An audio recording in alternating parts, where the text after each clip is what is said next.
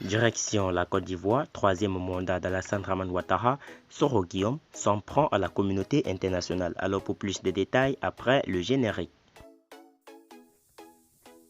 Avant de commencer, abonnez-vous à la chaîne et activez la cloche de notification car cela va vous permettre de ne plus manquer les prochaines vidéos. Let's go!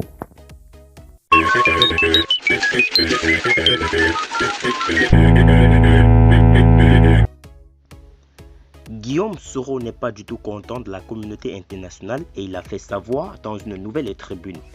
Le président de GPS estime que les organisations régionales et internationales ont été très permissives dans le respect de l'ordre constitutionnel concernant la réélection à un troisième mandat d'Alassane Ouattara en Côte d'Ivoire. Guillaume Soro dénonce l'attitude méprisante de la communauté internationale. Selon Tribune, l'ordre constitutionnel sont la communauté internationale.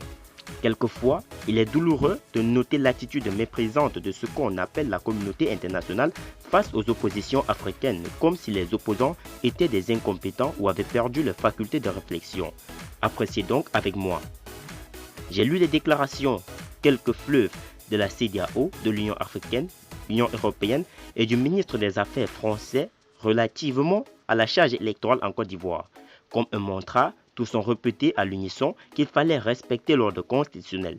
Avec humilité, je suis allé faire quelques recherches pour savoir quel est l'ordre constitutionnel dans ce pays qui visiblement sont si attachés à l'ordre constitutionnel qu'ils sont en train de faire un leitmotiv.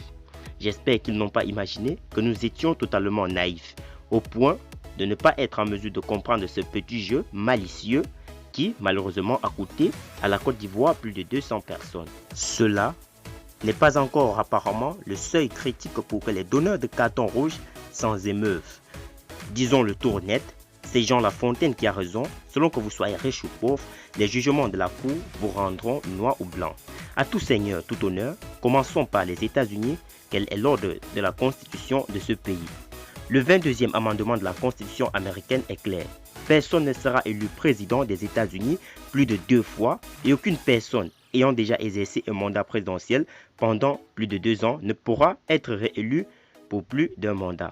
Viendra-t-il un jour, jamais, à l'esprit d'un président américain de vouloir faire un mandat de 6 ans ou de vouloir faire plus de 2 mandats de 4 ans?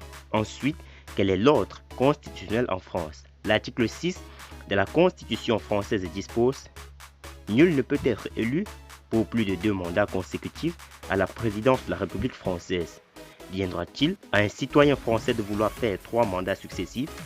Loin s'en faut. L'Afrique du Sud, quel est l'ordre constitutionnel? L'article 88, alinéa 2 de la Constitution sud-africaine est clair. Aucune personne ne peut être élue président de l'Afrique du Sud pour plus de 2 mandats. Quel est l'ordre constitutionnel du Ghana? L'article 66 de la Constitution ghanéenne en son article 2 est clair. Nul ne sera élu en fonction de président de la République du Ghana pour plus de 2 mandats.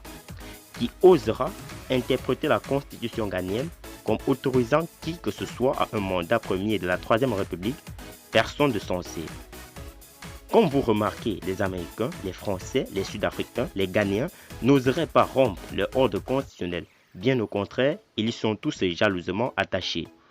Pourquoi ces pays qui n'acceptent pas la cacophonie constitutionnelle chez eux veulent voir la Côte d'Ivoire brûler du fait d'un seul homme qui, juste pour sa gloire, veut faire un 3e mandat contre l'ordre constitutionnel?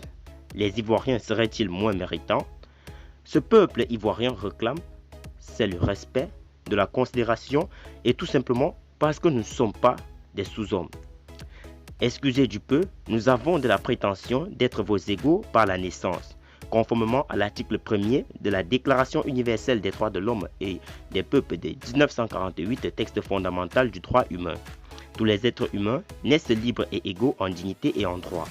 Ils sont doués de raison et de conscience et doivent agir les uns envers les autres dans un esprit de fraternité. La communauté internationale aurait-elle fait le choix de soutenir un homme, M. Alassane Ouattara, au détriment de l'ordre constitutionnel ivoirien et contre le peuple ivoirien entier? L'opposition ivoirienne exige juste le respect de la considération. Ensemble, respectons l'ordre constitutionnel de la Côte d'Ivoire et cet article 57 de notre Constitution qui stipule que le président de la République est élu pour 5 ans au suffrage universel direct. Il n'est rééligible qu'une seule fois. Ainsi soit-il. Guillaume Kibafouri Soro, ancien Premier ministre, ancien président de l'Assemblée nationale de Côte d'Ivoire.